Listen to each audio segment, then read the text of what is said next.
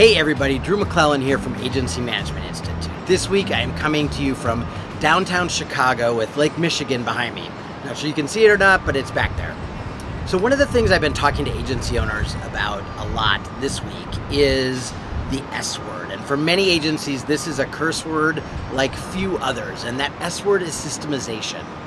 So if your agency has been the same size for a period of time, or you seem stuck, or you end up redoing a lot of work because people are doing it differently and they don't always, it's not always the most efficient way for them to work in a collaborative way, odds are you have a process and system problem. So many agencies, as they grow up, everything is done in this sort of tribal knowledge way, which means that Bob does it one way, Babette does it one way, Mary does it another way. It all gets done and the clients are happy, but each person processes through the work in their own way. So their meeting minutes look different, their creative briefs look different, the way they give feedback to the team might be at a different time or in a different way. But all through the process of getting work done through your shop, it's done the way of whoever is leading that project. And that's great when you're 4 or 5 people. Well, that's not great, but it's acceptable when you're 4 or 5 people. But the minute you get into double digits, 10, 15, 20 people, all of a sudden, that systemization of Bob's system and Babette's system and Mary's system, that causes problems, that causes chaos, that causes drop balls and confusion. And so sooner or later, every agency has to go through the painful realization that they've got to have Drew's agency's way, and everyone has to follow the same process or system, which is the agency's process or system, not a person's.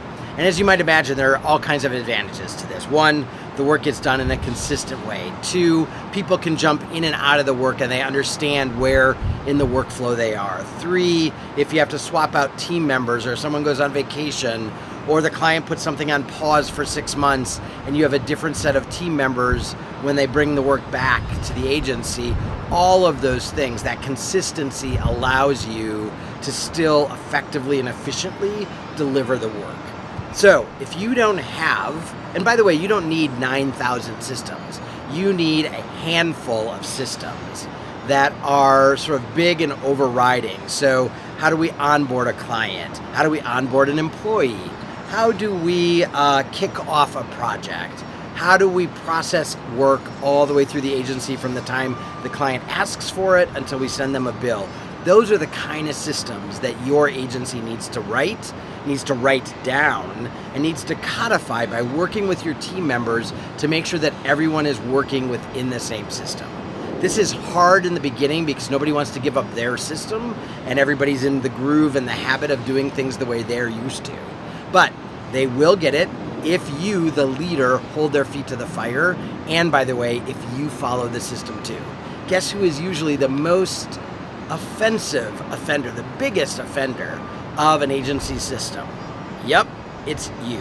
You do the end run around the system, which tells them they all can do an end run around the system. So if you're stuck, if you're feeling like work is not going as smoothly as possible, maybe it's time for you either to think about systems or to think about updating your systems, because at certain sizes of an agency, your agency changes so much that all of your systems break and you have to reinvent new ones. And I'll talk about that in my next video. Okay? I'll see you next week.